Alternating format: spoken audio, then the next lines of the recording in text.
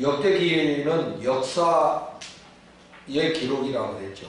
역사는 지난 날을 평가하는 거예요. 평가하고 또 앞으로 우리가 어떻게 살아가야 될 것인지를 교훈해주는 그런 것이 역사다. 역사는 마치 거울과 같아가지고 우리를 보는 거예요. 과거에도 인간이 살아왔잖아요. 그 인간들이 살아온 길을 우리가 돌아보면서 또 앞으로 우리의 걸어갈 길을 생각해 보는 것이 역사다. 그래서 이 인간에게 있어서 역사는 너무 중요하다. 인간에게 역사로서는 그 짐승과 똑같은 것이다. 그래서 우리에게 역사. 그런데 특히 이제 우리의 역사는 뭐냐? 하나님의 역사다. 하나님께서 어떻게 하셨는가? 하나님께서 어떻게 우리를 인도하셨는가를 보는 거예요. 우리의 역사는 하나님의 역사다. 이 세상의 역사하고 다른 점이 있거든요. 세상의 역사는 뭡니까? 인간들이 살아온 것들을 평가한 거지만은 우리의 성경의 역사는 하나님께서 행하신 것들을 돌아보는 것이다. 하나님과 하나님의 백성과의 관계 속에서 되어진 일들이 역사다. 하나님의 백성. 그래서 하나님과 하나님의 백성은 어떤 관계냐면 언약의 관계예요. 언약의 관계. 하나님께서 우리와 언약의 관계를 맺으셨다. 그래서 하나님은 그 언약을 신실하게 지켜가시는 하나님이에요. 하나님은 우리에게 언약하시고 그 언약을 신실하게 지켜가. 근데 인간들은 그걸 잊어버리고 막 불순종하고 반역하고 우상숭배하고 그래요. 성경에 그렇게 나오죠. 그 불신앙과 반역과 우상숭배의 역사들이 나오죠.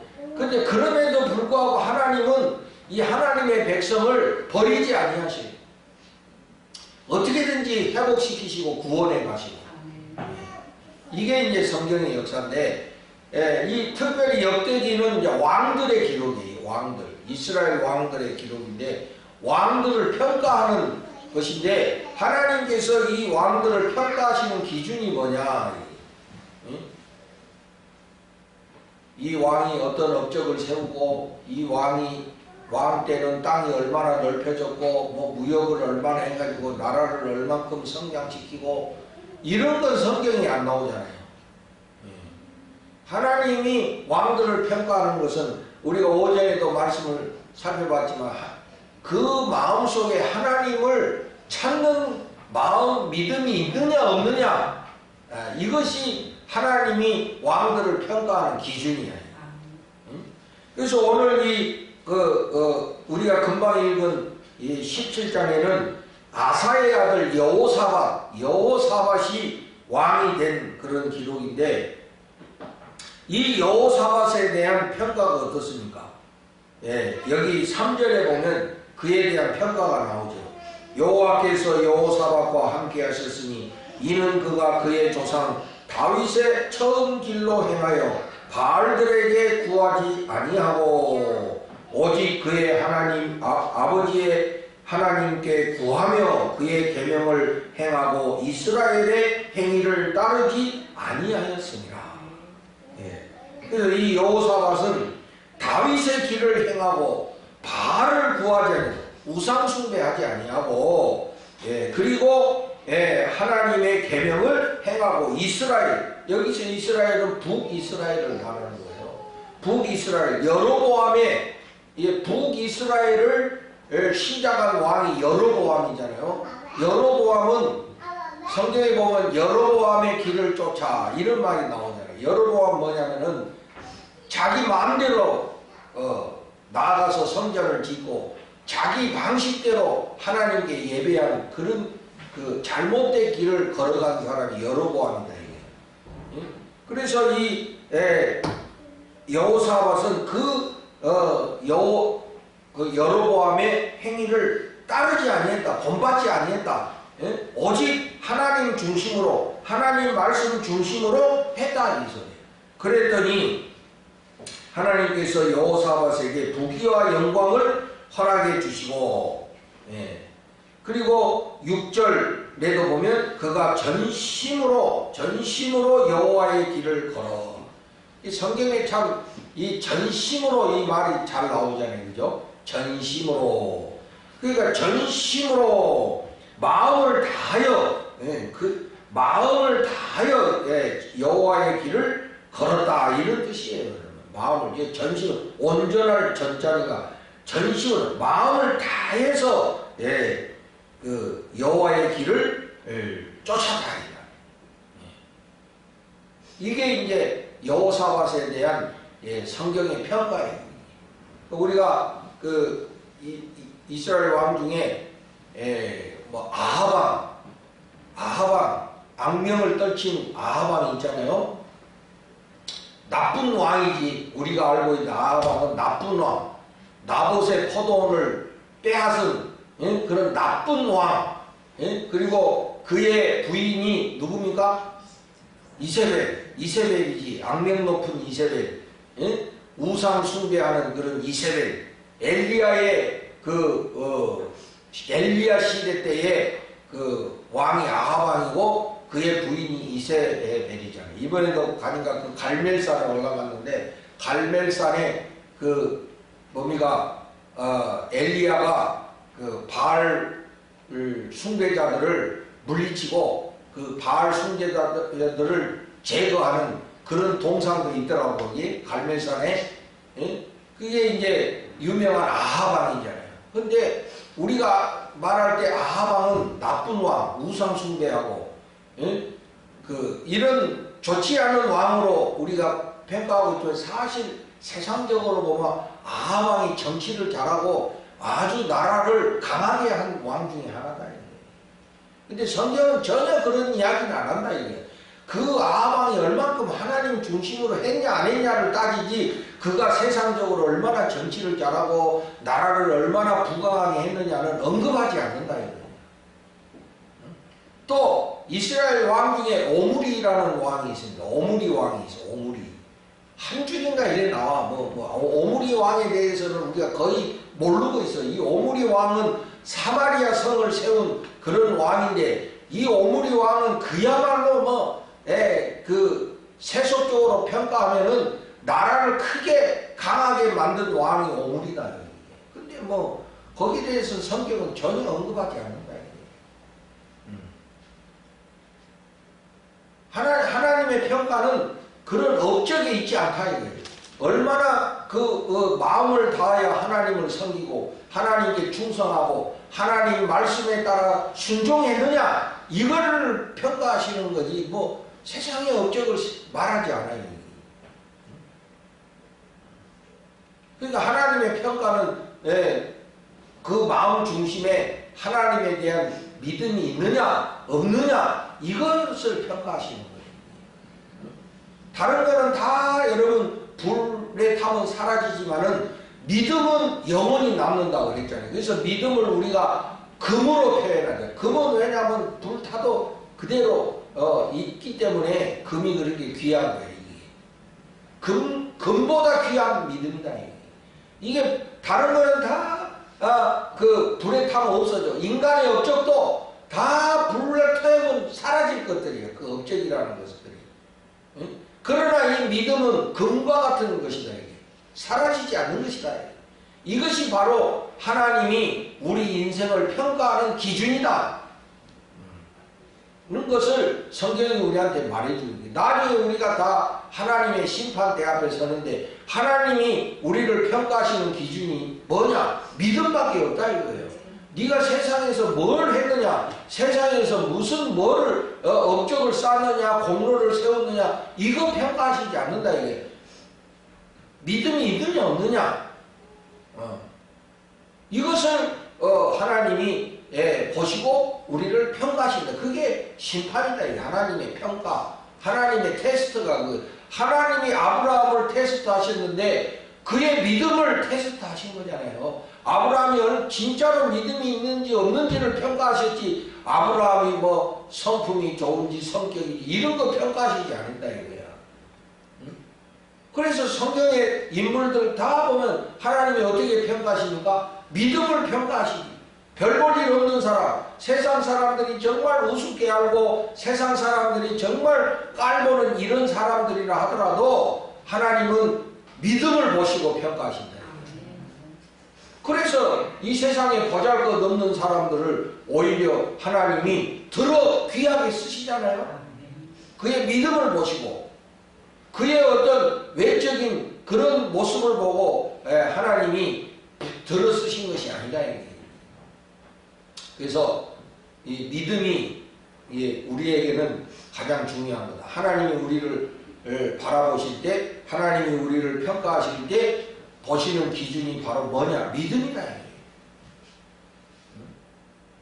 믿음이 누구를 향합니다. 하나님을 전적으로 구하고 하나님을 전적으로 의지하는 거죠. 목마른 사슴이 시냇물을 찾는다.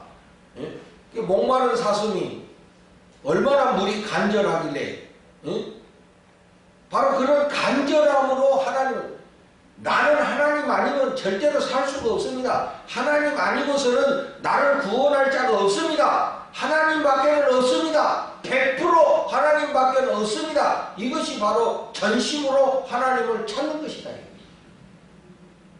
하나님은 그 마음을 원하고 계신다. 그거를 우리를 보시고 평가하시는 거다. 우리가 하나님에 대한 얼마나 목마름이 있느냐, 하나님에 대한 간절함이 있느냐, 하나님에 대하여 우리가 얼만큼 진실함으로 구하느냐, 이것이 중요한 거예요. 여러분, 우리가 믿음이라는 것도 말이죠, 우리 중심의 믿음이 되면 안 되거든요. 내가 믿어야지, 그래, 믿어. 이게 무슨 믿음의 체면을 거는 게 아니야. 믿음은 하나님이 주시는 선물이라고 그랬잖아요. 그런 믿음도 하나님이 허락해 주시는 거예요. 그런 믿음을 그러니까 성령의 은사 중에 믿음의 은사가 있잖아요. 믿음의 은사가. 내가 획득하는 게 아니에요. 인간이 획득하는 건 뭐예요? 그거는 신념, 자기의 신조, 이런 것이지, 하나님이 주신 믿음하고는 또 다른 거다, 그게. 하나님이 우리에게 주시는 믿음, 그냥 뭐예요? 그냥 믿어지는 거야. 그냥 믿어지는 거고 확신이 되는 거야, 이게. 응? 믿음이 믿어지고 확신이 생기는 거잖아. 이게 내가 믿어야지. 그런데도 계속 의심하고 불안하고. 그런데 하나님이 주시는 거 뭐예요? 믿을 수 없는 상황에서 믿어지는 거야. 믿을 수 없는 상황에서 믿어지고 확신이 되고. 그런 게 하나님이 주시는 믿음이죠.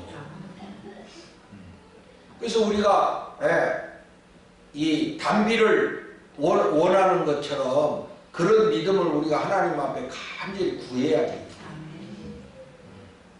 제가 보니까 그렇습니다. 여러분, 우리가 이런 훈련도 필요해. 훈련도 필요한데, 우리가 정말 중요한 건 하나님의 은혜가 먼저 있어야 돼. 하나님의 은혜가 먼저 임하고 우리가 이제 그걸 유지하기 위해서 훈련받는 것이지, 훈련 받는다고 해서 은혜 받는 것이 아니다, 이게. 그러면 내가 노력해서 받는 것이 되는 거잖아요.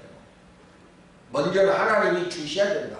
하나님이 그런 믿음의 은혜를 우리에게 주셔야 돼. 그리고 그것을 유지하기 위해서, 왜냐하면 우리 인간은 약하기 때문에 그걸 유지하기 위해서는 유지할 수 있는 힘을 길러야 되잖아요, 우리가. 응? 그걸 지키고 그거를 갖고 나갈 수 있는 믿음이 필요하거든. 그러니까 그러기 위해서는 훈련이 필요합니다. 우리의 믿음을 지켜나갈 수 있는, 유지해 갈 수 있는 그런 힘을 기르기 위해서 훈련이 필요합니다.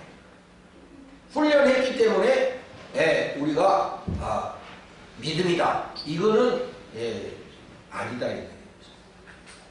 그래서 하나님이 우리를 평가하실 때 믿음을 보고 평가하신다는 이 사실을 우리가 기억하고, 금보다 귀한, 불에 타도 사라지지 않을 이 귀한 믿음을 하나님이 우리에게 주셨으니 얼마나 감사합니까?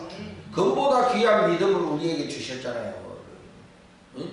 여러분, 우리가 그래서 그 믿음을 위해서 살고, 이제 그래서 오늘 우리 남전도의 회원들 나와서 특송하셨는데 20대 청년 같잖아. 막 열정이 있잖아요, 그죠? 아닙니까? 믿음대로 가는 거야. 할아버지 같아? 이번에 갔더니 그쪽 사람들 우리 안내하는 우리 목사님이 할아버지 그래. 뭐 어떤 식당 할아버지 그래서 응? 그러면서 말이 그런데 자기보다 한 살밖에 안 많대. 응? 우리 가이드 하는 목사님이 한 50대 중반쯤 되나? 50대 초반인가 뭐. 응? 자기보다 한 살 많다면은 아직 나보다 어리다는 거 아니야. 근데 할아버지 보니까 사람들이 진짜 그쪽 사람들은 할아버지 같더만. 여기 나왔는데 우리 장로님, 우리 집사님들 할아버지 같아? 대답이 없구만. 20대 청년 같잖아요. 근데 거기 팔레스타인 사람들은 보니까 진짜 50 중반 됐는데 진짜 할아버지 같더라니까. 막 쭈글쭈글하니. 응?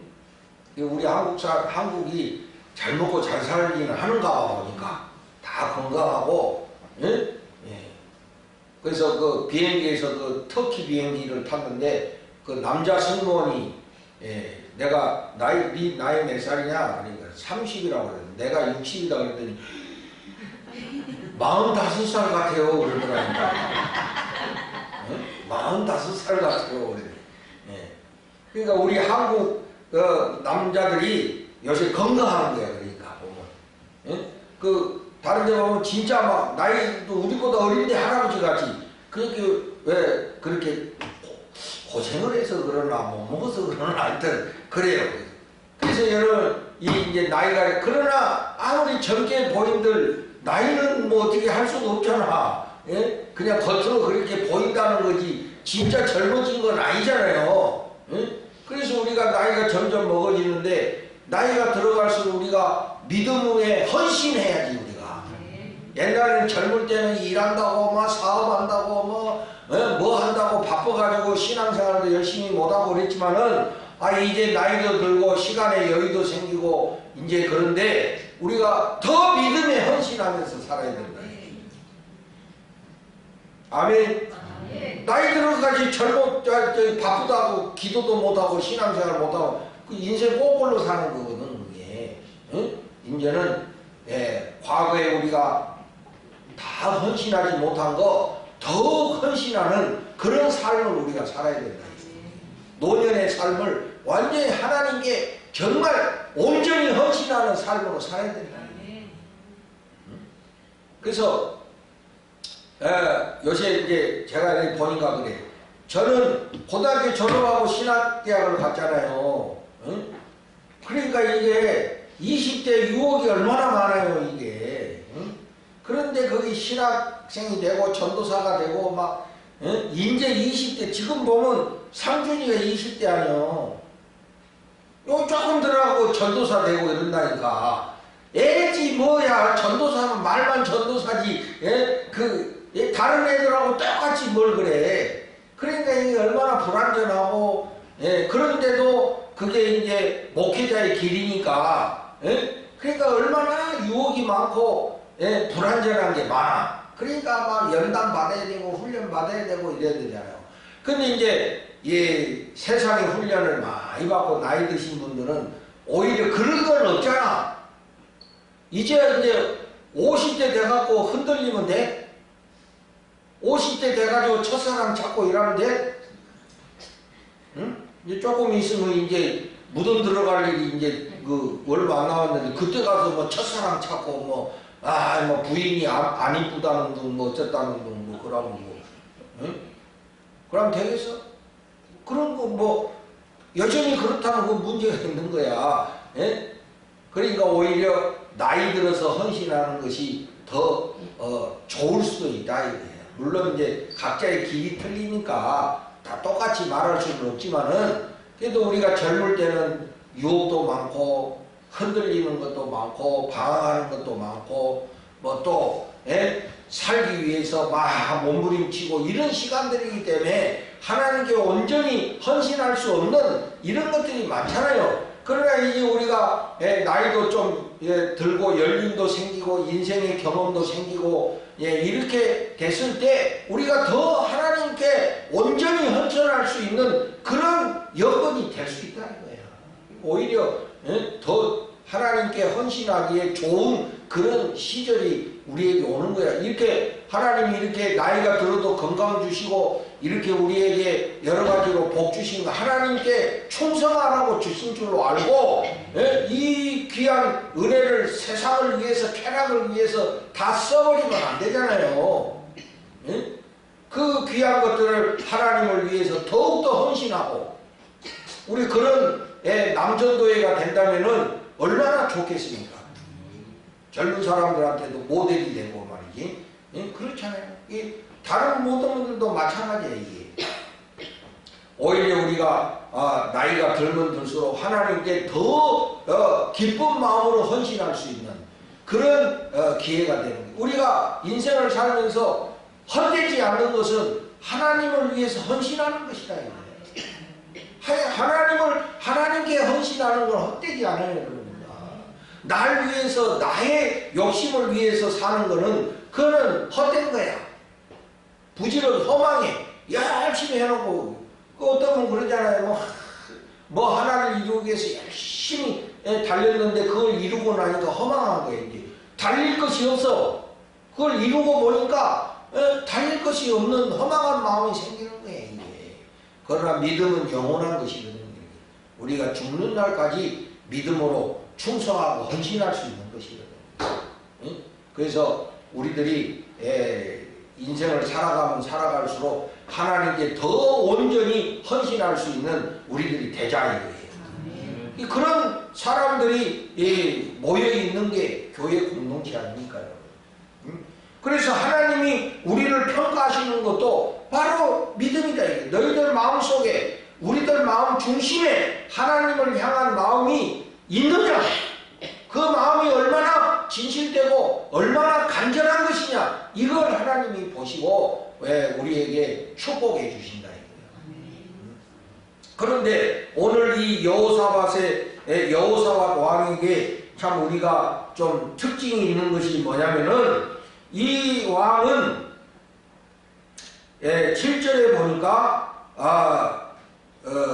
그가 여호사밧이 왕위에 있은 지 제3년에 그의 방백들 베나일과 오바댜와 스가랴와 느다넬과 미가야를 보내어 유다 여러 성읍에 가서 가르치게 하고 그래서 이 왕은 다른 왕들을 보면 막 우상도 철폐하고 막 이런 과감한 행동을 하지만 이 여호사밧은 백성들을 가르치는 일을 했어.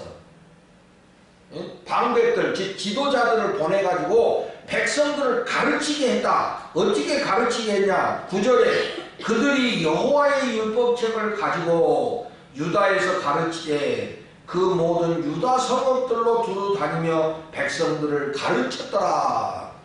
그러니까 오늘날 말하면 성경책 가지고 백성들에게 하나님의 말씀을 가르쳤다. 물론 우상을 철폐하고 산당을 제거하고 이런 행위도 중요하지만은 여러분 그런 가시적인 것보다 백성들의 생각이 바뀌어야 되는 것이에요. 사실은 중요한 게 백성들의 생각이 바뀌어야지 뭐 가서 때려 부수고 뭐 그래서 우리나라도 보면 어떤 사람들 막 믿음이 막 이게 너무 지나쳐가지고 가서 당군상 가서 막 깨부시고 이런 사람들이 있잖아. 그거 깨부신다고 해가지고 하나님이 영광 받으시나? 아니거든. 그런 것보다는 우리 마음이 바뀌고 우리 생각이 바뀌어야지. 겉으로 가서 깨부시면 뭐합니까 그게? 생각이 바뀌어야 돼. 그러니까 이 여호사밧 왕은 어떻게 이 종교 개혁을 일으키냐. 이 사람은 그런 가시적인 것이 아니라 백성들을 하나님의 말씀을 가지고 가르쳤다. 말씀을 가지고. 그래서 그 말씀을 배워서 생각이 바뀌고 마음이 바뀌도록 이렇게 했다는 거지. 이것이 사실 우리 기독교의 성경의 전통이야. 기독교는 뭐냐? 말씀의 종교거든. 하나님께서 이스라엘 백성들에게 토라를 주셨다는 토라.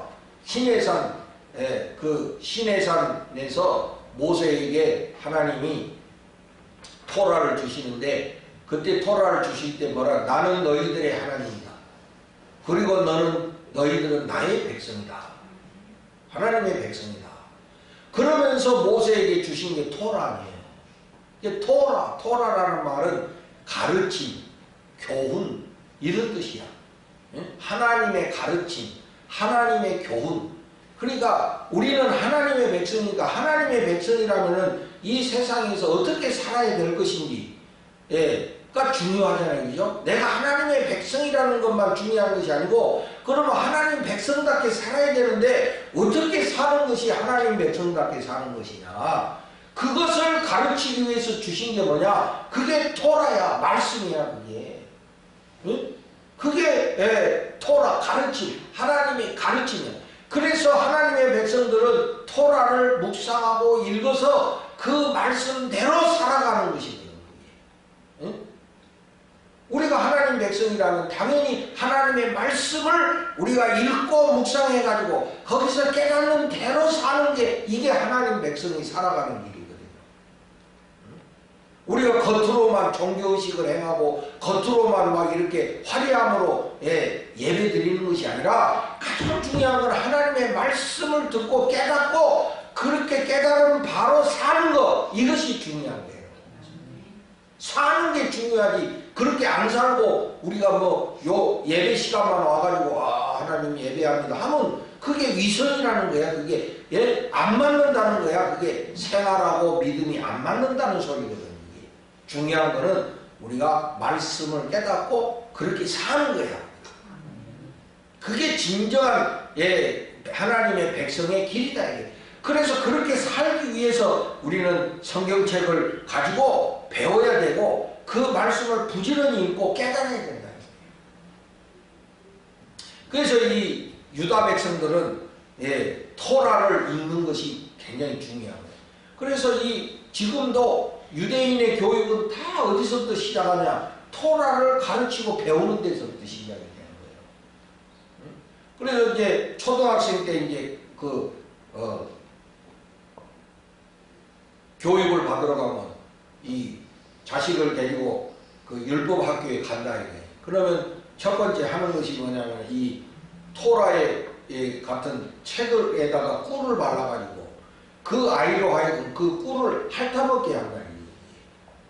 그게 뭐냐? 하나님의 말씀이 꿀보다 답니다.